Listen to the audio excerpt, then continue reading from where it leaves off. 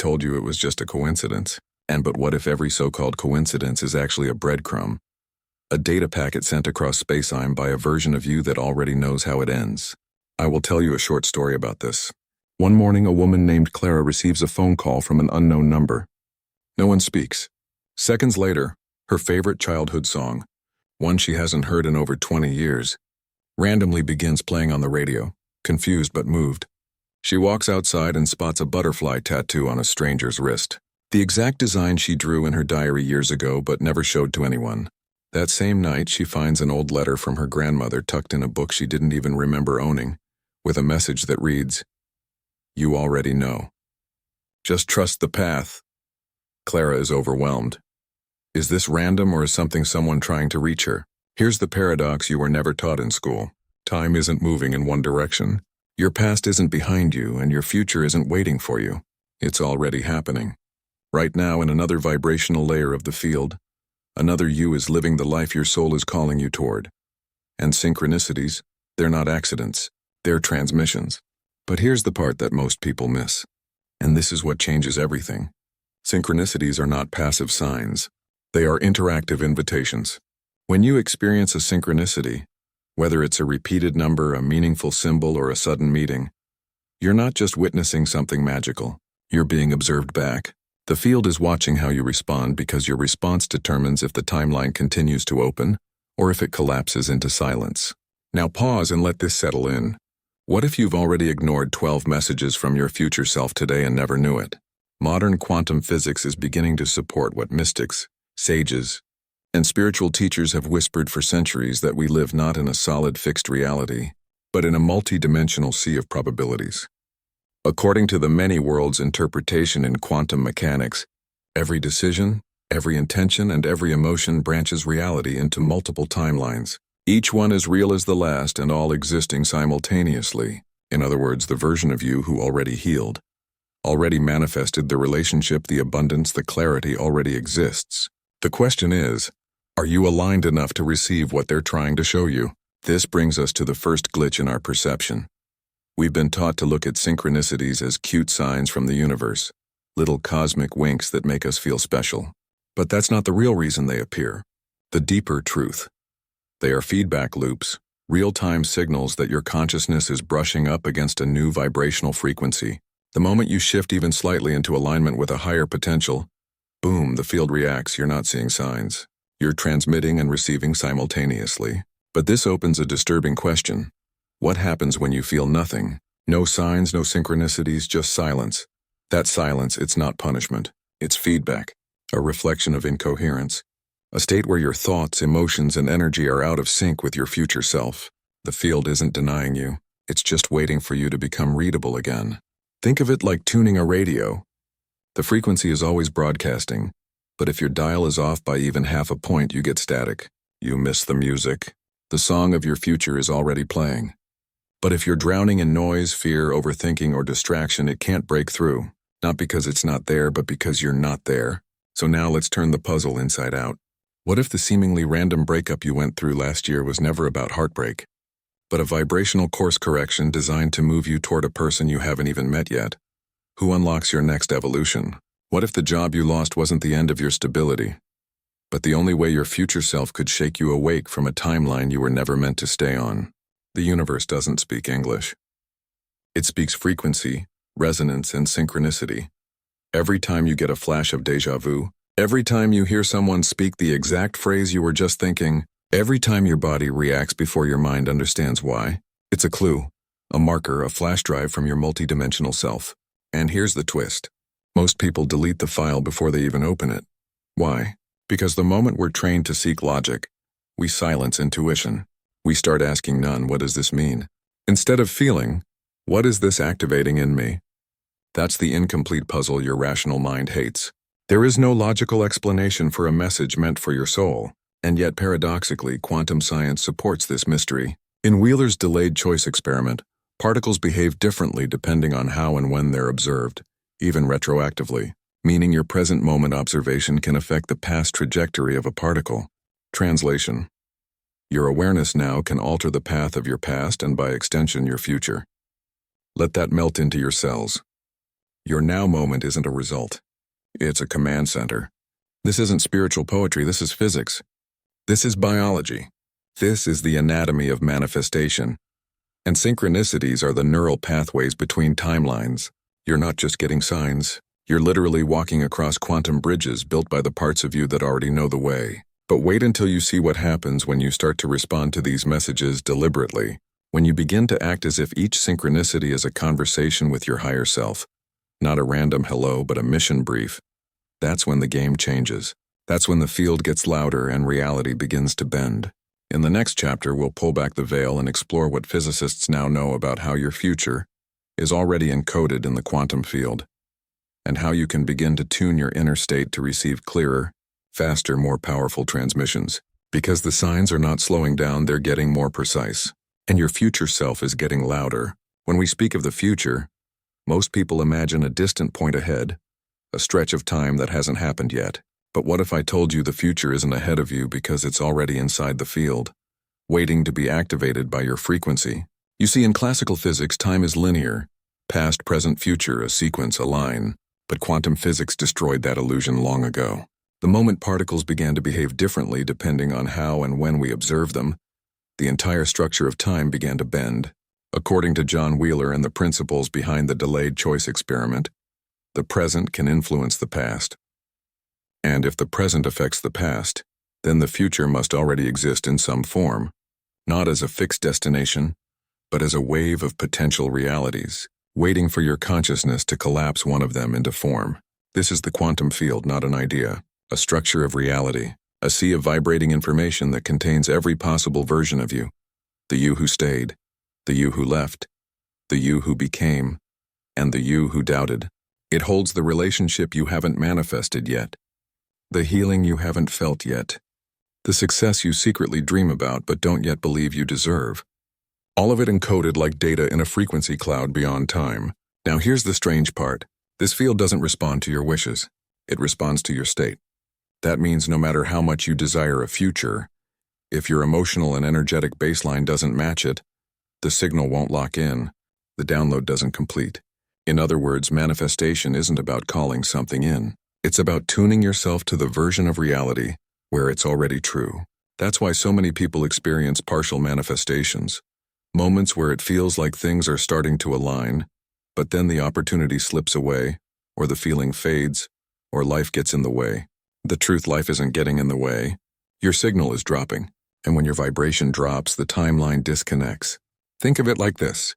The quantum field is a giant streaming platform, and each possible version of your future is a separate channel. Your beliefs, emotions, and identity determine which channel you're subscribed to. And synchronicities, those are previews, flashes from the future program you're starting to access. But if you don't stabilize the frequency, if you don't stay on the channel, the signal fades and you're left wondering if it was all in your head. But it wasn't, and it never is.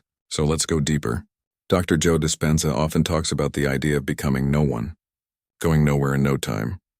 What he means is the only way to access the quantum field deliberately is to exit your current identity construct, to dissolve the habitual, emotional, and neurological patterns that keep projecting the same future over and over. When you break the pattern, even for a moment, you create an opening. That's when the field responds. That's when the synchronicities accelerate. Here's where neuroscience meets mysticism. Your brain is a record of the past. Every thought, emotion, and behavior you repeat becomes a neural network. Over time, those networks become your personality, and your personality projects your personal reality. This means that as long as you keep being the same version of you, you'll keep experiencing the same future. The loop continues. But the moment you think a new thought, feel a new emotion, make a new decision, the brain begins to rewire, the field takes notice, and time starts to reorganize around your signal. You're not changing the future, you're accessing a future that was always there. Now here's the kicker. Not all futures are created equal. Some are heavy, dense, repetitive. These are timelines born from fear, shame, guilt, or survival. And then there are the elevated ones rich with joy, freedom, creativity, alignment. These timelines are not better, but they are more coherent. And coherence is what makes the signal strong enough for the field to reflect it back. So when you start seeing repeated numbers, patterns, symbols, or chance encounters, don't ask what they mean in isolation. Ask, who am I becoming that allows this frequency to appear? Now that question opens a portal because synchronicities don't show you what you want. They show you what you're currently resonating with. Let's bring this down to earth. You think about someone you haven't seen in years and they message you within hours. You've been holding back from applying for a certain job, and suddenly a stranger tells you a story about how they landed their dream role by taking a risk. You're contemplating moving cities and the next day a license plate with that city's name pulls up beside you in traffic. Random? No. The field is reflecting the signal you've already begun emitting and sending you resonant echoes to nudge you toward deeper alignment. But there's a catch. The field doesn't speak in words. It speaks in patterns. If you miss the first one, it will repeat. If you ignore the second, it will intensify. And if you keep silencing your inner knowing with logic, fear, or distraction, the signs stop. Not out of punishment, but because the system is designed to conserve energy. The field will only amplify what you're willing to amplify from within. This brings us to an uncomfortable truth. Most people are unconsciously broadcasting frequencies of resistance. They want transformation but operate from contraction. They want abundance but embody scarcity. They want love but expect disappointment. And so the field, being exquisitely honest, reflects those patterns back through people, experiences, and even synchronicities that seem negative. But they're not. They're feedback. Proof that you're creating whether you realize it or not. So what does this all mean? It means that your job is not to chase signs. Your job is to become a resonant field that the future recognizes. You become predictable to the version of reality you want to experience. And when you do, when your nervous system, your thoughts, your emotions, and your intention harmonize, reality responds immediately. That's when coincidences become confirmation. That's when time bends. And that's when you realize you were never trying to manifest your future. You were learning to remember it. But we're just scratching the surface. Because in the next chapter, we'll uncover the actual vibrational language of synchronicities, how they form, why they feel so specific, and how to decode them so precisely that they become a map, a guidance system, and even a method of real-time communication with your future self. And once you learn to read the signals, you'll never walk blind again. A repeated number isn't just a coincidence. A song that starts playing at the exact moment you were thinking of someone isn't just a glitch in the playlist. These are not random occurrences. These are codes, vibrational signals encoded with meaning, structured by resonance and tailored to the exact frequency you're emitting in that moment. But here's the missing link most people overlook. Synchronicities aren't just messages. They are mirrors. The universe is not speaking to you. It's speaking as you. And once you understand the mechanics behind how these signals form, how vibration, perception, and quantum entanglement dance together, you'll stop asking, why did this happen? And start asking the real question. What version of me is this trying to pull forward? Let's begin with this. The universe doesn't use language the way humans do. It speaks in rhythm, in symbols, and resonance. In physics, we call this coherent interference. In spirituality, we call it alignment. But both are describing the same thing. The meeting point between your inner state and the outer field. That convergence creates what we call a synchronicity. Now pause. This is important. A synchronicity is not the universe giving you something. It's the field confirming that your signal has reached a new level of clarity. Think of it as a vibrational echo returning to you as form through time. Let's use a metaphor. Imagine your consciousness is a lighthouse constantly beaming a signal across the ocean of the quantum field. Most of the time, the light is diffused, scattered by doubt, distraction, fear, and unprocessed emotion. But when you drop into alignment, when your thoughts, emotions, and nervous system stabilize into coherence, that light sharpens and suddenly across the sea of time, a version of you, your future self, recognizes the signal and sends back a pulse. That pulse enters your awareness not as words, but as a synchronicity. It could be a stranger saying a phrase you were just thinking. It could be a dream that bleeds into reality. It could be seeing 11:11 on the clock at the exact moment you made a decision. But the event itself is not the message. The timing is the message. The alignment is the message. The fact that it pierced your attention, stirred your body, made you stop and wonder, that is the transmission. This is where it gets scientific. Dr. Rupert Sheldrake's theory of morphic resonance suggests that patterns of information are stored in a non-local field and that similar patterns reinforce each other across space and time, which means the more a specific timeline is activated through emotion, thought, or energy, the stronger its gravitational pull becomes. And synchronicities are the first symptoms of that pull becoming form. But if you're not emotionally present, you'll miss the signal. And if you try to rationalize it, you'll distort the message. That's why the mind often can't decode a synchronicity, because it's not encoded for the logical mind. It's encrypted in vibration, not language. Neville Goddard taught this in his own way. He said, "You attract what you are, not what you want." But we can take it further now with quantum backing. You don't just attract, you interface. When you feel a resonance with a number, a person, a moment, that feeling is the language. The resonance is the confirmation. The meaning is secondary.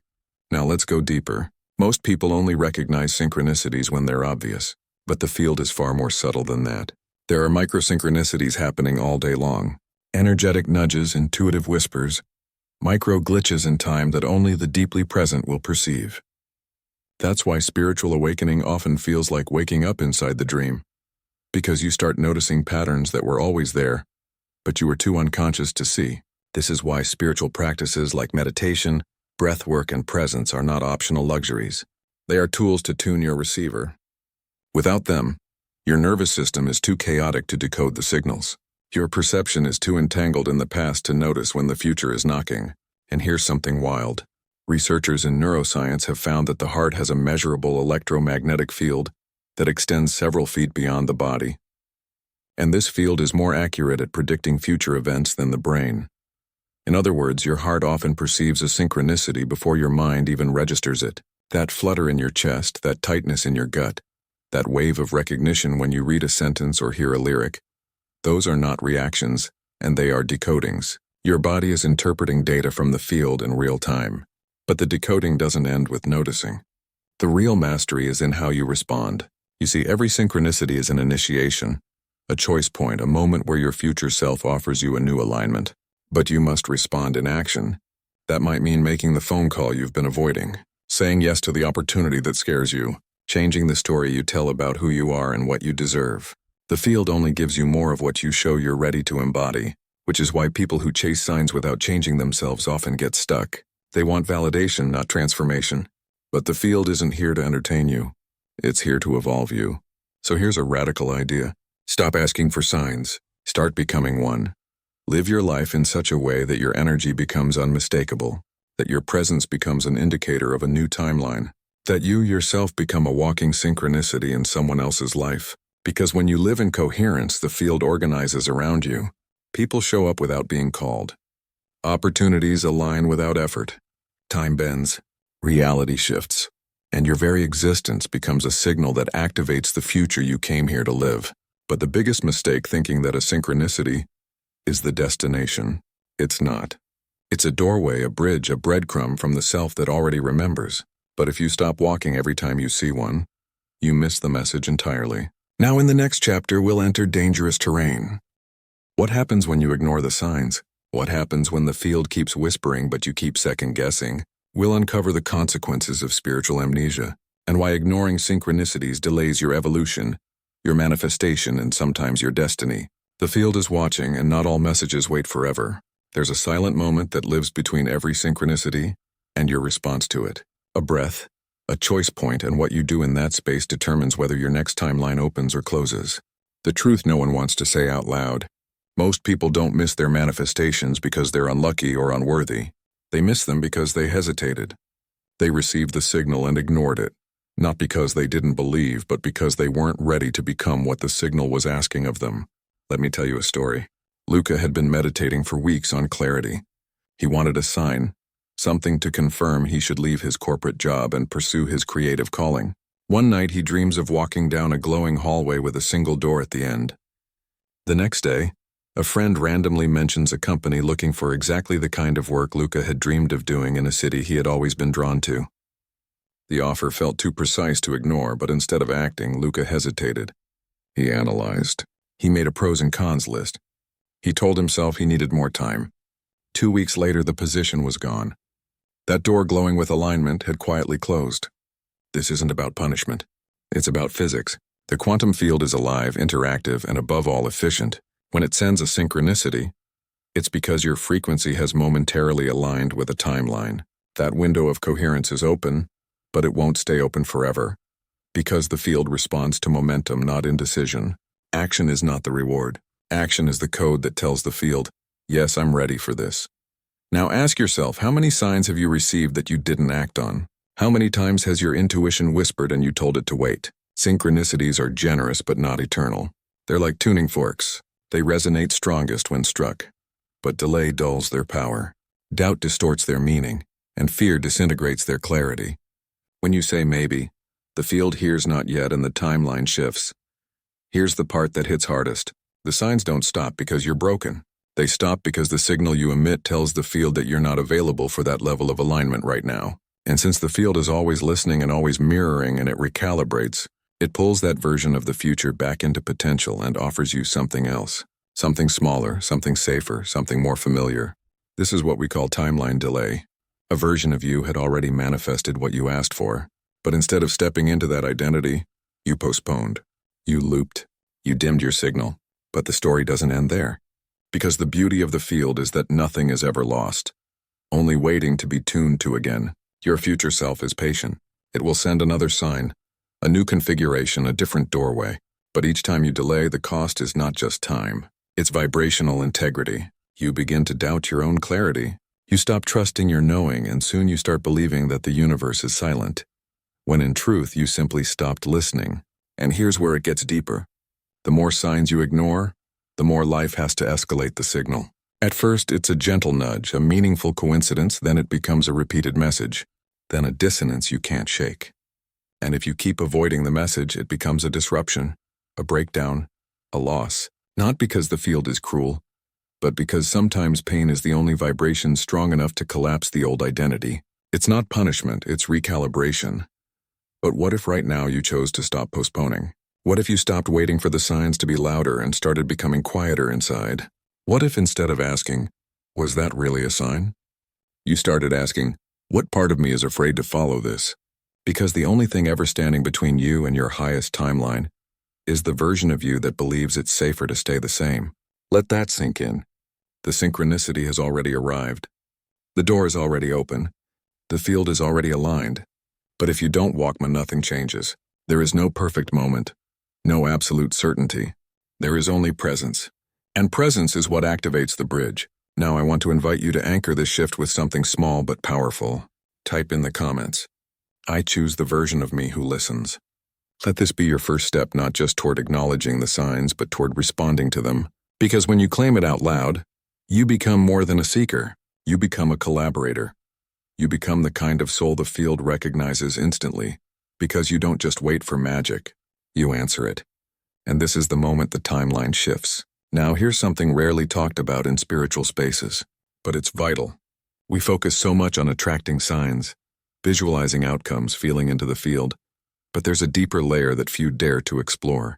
What if the synchronicities aren't just random feedback, but intentional communications from your future self? What if your next step is being chosen with you, not just for you? In the next chapter, we'll bridge quantum physics and metaphysical truth to explore how the observer effect reveals something extraordinary. Your future self is not a fantasy. It's a conscious force already co-creating with you, and the more aware you become of that presence, the more reality bends to match your knowing. The signs were never the point. They were the doorway, and now you're about to meet the one who's been sending them. There's a moment, subtle but unmistakable, when you sense that something is watching you, not in fear, not in paranoia, but in deep remembrance, as if someone somewhere already knows how this ends and is simply waiting for you to catch up. That someone is you, or rather the version of you who already lives the timeline your soul aches for. Now here's the paradox. We often speak of the observer effect in quantum physics as something external, the idea that by observing a particle you change its behavior. But what if the observer is not just your present moment awareness? What if your future self is observing you back, and their attention is collapsing your current reality toward the timeline they already inhabit? Let's go scientific for a moment. In the famous double-slit experiment, and when a particle is not being observed, it behaves like a wave, pure potential, undefined fluid. But the moment it's observed, it collapses into a specific point, a particle, a reality. This is not just theory. It's repeated observable science. The act of observation itself defines what becomes real. Now consider this. If reality only becomes real when observed, who else is observing your life besides you? This question isn't philosophical. It's structural. According to David Bowe's implicate order, Everything in the universe is enfolded within everything else, meaning time, space, and consciousness are not separate. They are woven into a holographic field of infinite information. Your future self is not a later version of you. It is a deeper expression of you already encoded in the field, already active, already aware. And when you start aligning your vibration, when your emotions, thoughts, and energy become coherent, you don't just attract a new reality. You become visible to that future self. Their attention meets yours, and together you begin to coalesce the version of reality that bridges your timelines. This is what the mystics meant when they spoke of walking with God or being guided. It was never about something outside you. It was about the part of you that lives beyond time, collapsing reality with you. Now let's break this down emotionally. You've had moments when you just knew, a decision you made in seconds that changed everything, a risk you took that made no logical sense but felt undeniably right, a silence that spoke louder than words. Those weren't accidents. Those were sync points, moments where your present self and future self aligned so precisely that reality responded in real time. That's the observer effect in action. Not as a scientific curiosity, but as a spiritual technology. When you tune into that alignment deliberately, you stop asking life to show you the way because you realize the way is being built as you walk it. Every step, every decision, every surrender becomes an act of reality crafting. And your future self isn't watching from afar. They are guiding, nudging, signaling, because your expansion is their past. Feel the gravity of that. Your awakening is someone else's memory. So how do you deepen this connection? Not by asking for more signs, but by becoming more present. Presence sharpens perception. It attunes your nervous system to subtle shifts in energy, opening the bridge between your mind and the field. The more present you are, the clearer the signal. The clearer the signal, the faster the co-creation. You see, your future self doesn't live in words. They live in vibration and they speak in alignment. That's why action, real embodied action, is the most powerful ritual you can perform. Every time you act as if your future self is real, you strengthen the quantum entanglement between your now and your next. You collapse doubt. You dissolve hesitation. You become a clearer receiver in that and a bolder transmitter. This is what Dr. Joe Dispenza calls firing and wiring new neural patterns. Not just in the brain, but in the field. The body becomes the instrument. The field becomes the amplifier, and your future self becomes the conductor of a symphony you now know how to play. But here's the piece everyone overlooks. Your future self isn't just here to guide you toward desires. They're also here to protect you from timelines that don't serve you anymore. That's why some synchronicities feel disruptive. That's why some relationships suddenly fall apart. Some opportunities collapse. Some dreams die. Because your higher self is collapsing timelines before they collapse you. This is the kind of love the ego can't understand. A love that burns illusions instead of stroking them. A love that prunes your life. Not to punish you, but to prepare you. Because your next timeline requires space. So here's the question that changes everything. What would change today if you believed your future self was already guiding you? Already watching, already aligning the path in front of you? But waiting for your coherence to complete the link. Would you hesitate less? Would you speak your truth sooner? Would you trust the pull instead of doubting it? Would you stop questioning if you're being guided and start acting like someone who is? Because here's the secret. No one tells you.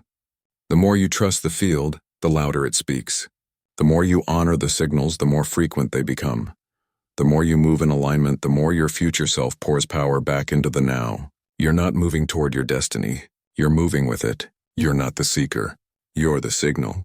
And that changes everything. Now in the final chapter, we'll bring this all together. You'll see how to stop waiting for signs and start becoming the sign, the living embodiment of the frequency your future already holds. And I'll show you how to activate this as a daily practice. So synchronicity becomes your natural state, and alignment becomes your default timeline. You were never meant to watch the magic. You were meant to become it. For most of your life, you were taught to wait.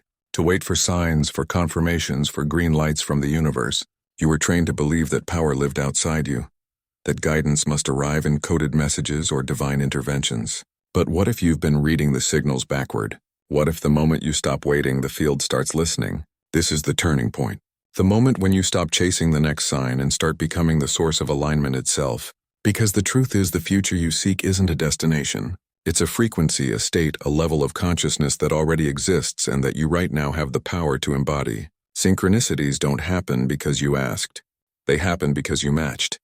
And when you become the match consistently, you become the signal. Let that settle deep into your system. You are the signal.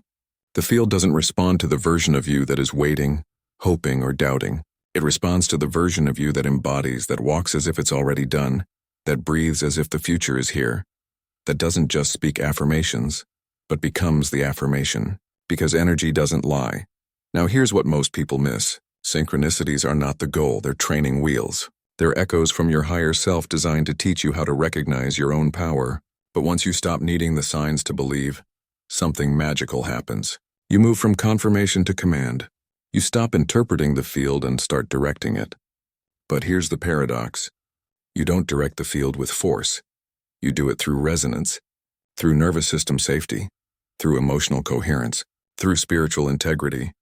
You become so stable in who you are becoming that the field has no choice but to reconfigure around you. Because reality doesn't shift when you get what you want. Reality shifts when you become non-negotiable about who you are. That's the collapse point. That's the quantum jump. That's the precise moment when you stop oscillating between timelines and anchor yourself into the one that reflects your deepest truth.